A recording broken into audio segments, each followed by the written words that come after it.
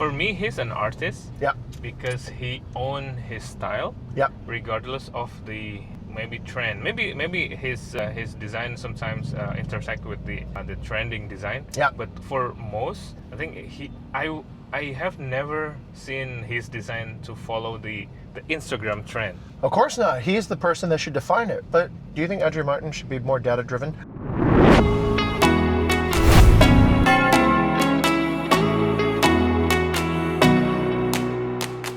So, the story of Potato Head is actually pretty interesting, and also it's pretty foundational to the rise of Seminyak. And I'll tell you what, I think at its peak, Potato Head represented the high water mark in the hipster movement. What is a hipster? So a hipster cannot be defined, because a hipster is defined by what a hipster is not. A hipster is not a capitalist. A hipster is not a person who consumes mass media. A hipster is not a tool. A hipster is a person who sees treasure in other people's waste, like the way Potato Head sees this ecosystem of water and trash and all this waste. And they see it as something that is beautiful, that can be decorative, that you don't need to be excessive or decadent. The hipster is the opposite of coup d'etat. The bargain at the time was that the hipsters would supplant the previous culture. Ronald Akili and his architect Andra Matin decided that they would build things like this. This is an entire pavilion made from old shutters of vintage windows. These antique windows came together all over Java somewhere. To Ronald and Andra Matin, these were treasures. He built this beach club behind me, and it became very, very successful for its devotion to music. Now, the brilliance of this development, I think, was the staging, because Ronald had all this land behind as well that later, after the beach club took off, he ironically, in an unironic fashion, decided to make it into a hotel. And I thought that was a bold move, because who wants to actually live next to a loud club? You kind of want to maybe have some quiet, but I guess he found the right people. He found the right people because I think Ronald committed a direction to actually go and build for music culture. And you can see this right here. The devotion to music culture is represented in the layout of this hotel. Because this hotel, if you look at the layout, it sort of reminisces of a university campus. Here's a quad with an open center in the middle. Now, this is a really strange ownership decision. Any owner who owns this much beachfront land that close to the beach, which is basically where my fingers are right there, really needs to consider their room count, because each room produces revenue. So Ronald, instead of adding more rooms into this gigantic core space here, he decided to keep it open. To his vision, I think what he decided to do is he decided to celebrate and document and preserve music history, a gathering place for artists in music that would then become like I guess maybe Chip Conley would be a good reference here, like the Phoenix Hotel that Chip had in San Francisco. Okay, so I'm with the legendary Andra Matin here at Potato Head on the 15th anniversary, and we just had a really amazing session talking about the origins of the beach club here at Potato Head, and also some of the, I guess, design vernacular discussions here. At the time, I think no beach club, only like a coup d'etat. Correct. And the coup d'etat is the small size, and maybe no big size for the beach club. Also, this is the first time I'm designing the beach club, and it's very nervous. Okay. But how to make I feel very nervous right now. like three times bigger, and then how to maintain the scale and the scale is always you have to be like still intimate space. That is challenging. But at a big size, how to maintain the scale if you don't like lost in a space, but how to like full respect for the climate, and how to like humble, but at the same time also glamour and festive, because this is this is beach club. Yeah. And what were some of your solutions? Where were some of your directions that led to that? Yeah. This way maybe some space. I'm playing with some space, like at the bottom, at the bottom, at the bottom side, the bar. Yeah. There's a maker like a higher. Okay. And but another one is a maker like only like a 2.8. Okay. Yeah, and then also another restaurant, the bar is also big higher. And the scale is very different. Very also, playful. Yeah, Okay. very playful. Right. And also another one is how I made wood. Okay. To make like a warm space. Yeah. Use wood. Use wood. Also the another new wood is jati. Jati teak wood. Teak. Because because teak I think you like you like apa ya namanya like gold like the jati is very nice for the and then pleasing to the eyes. Because we are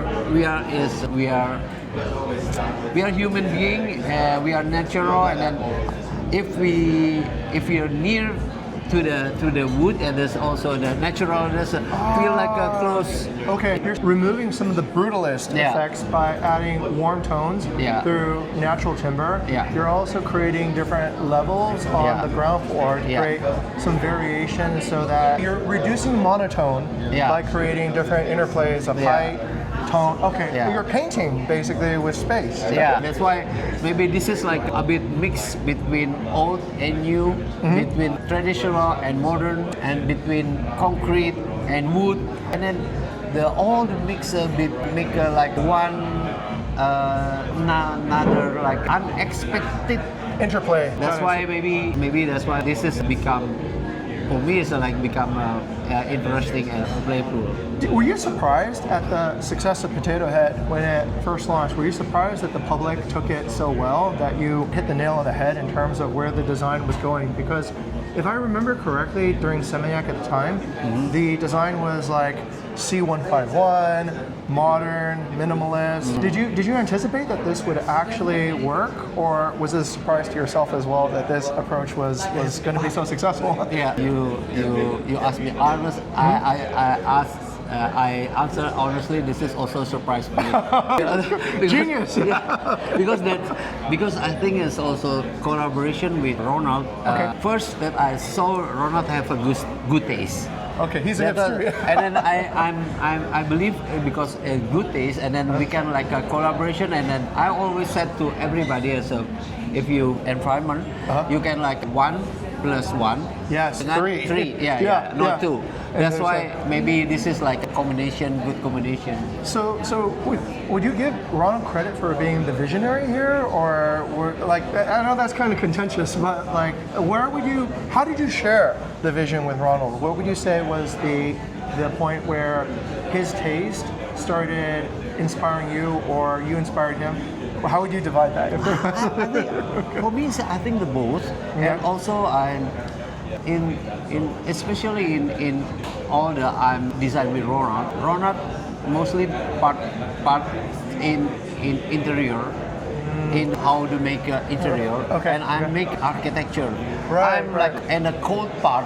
Ronald is like a warm part, and then that's why they work together. For people who are outside the design industry, what is the best way to understand the border between interior design and architecture? Actually, I think no line is no straight line, but mostly the architecture maybe for the shape, and also for the space, and also for the many who like millwork, like nempel like. But the other part is like a loose, like a loose, and how to make color with the loose is a more interior part. Design. Yeah. What is your feeling about the future of Bali's architectural or respect for architecture? Because we've seen in a lot of the past 5 to 10 years, people they use that white Mediterranean design, they copy what they see on Instagram, they copy what they see on Pinterest. What's your opinion about whether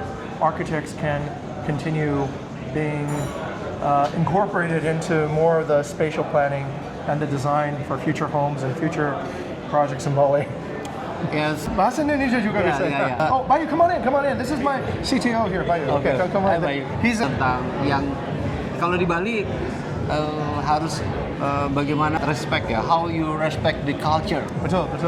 How you respect the culture, I think the key point. And the second point is how also you respect with the nature. Trihita Karana. Trihita Karana. Yeah. Okay. So that's the